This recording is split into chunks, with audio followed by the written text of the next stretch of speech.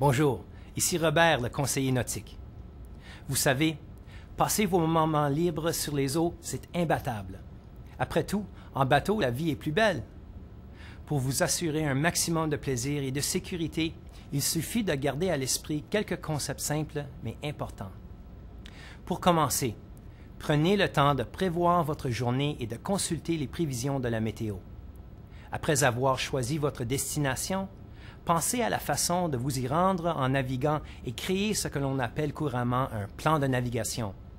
Il s'agit tout simplement du trajet que vous comptez emprunter pour vous rendre à votre destination. Ensuite, avant votre départ, prenez quelques instants pour montrer votre plan de navigation à quelqu'un d'autre.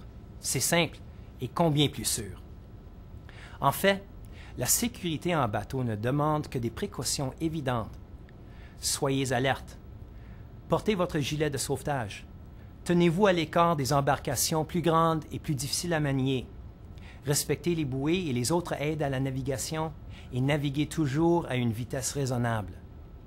Prenez quelques minutes pour consulter une liste de vérification avant votre départ.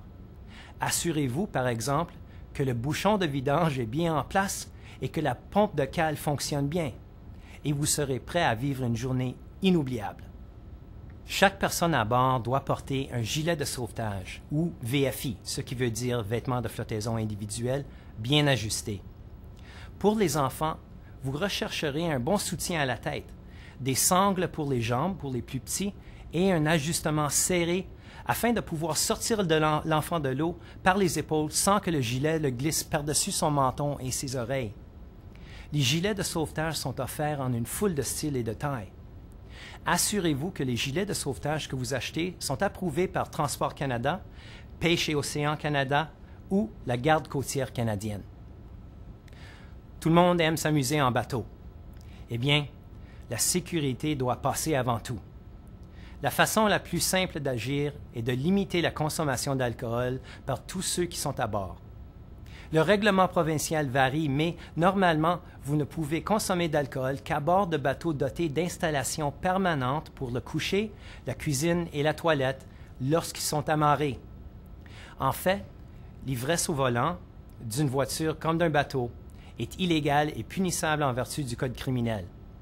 À titre de conducteur de bateau, vous êtes responsable d'en assurer l'opération en toute sécurité. À cette fin, la simplicité demeure toujours la meilleure solution. Sur l'eau, ne consommez que des boissons non alcoolisées. Ça se résume à ça.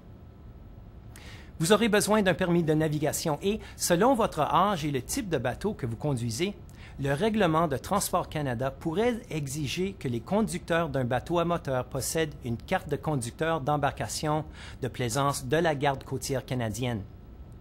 D'ici 2009, tous les conducteurs auront besoin de cette licence pour pouvoir conduire un bateau.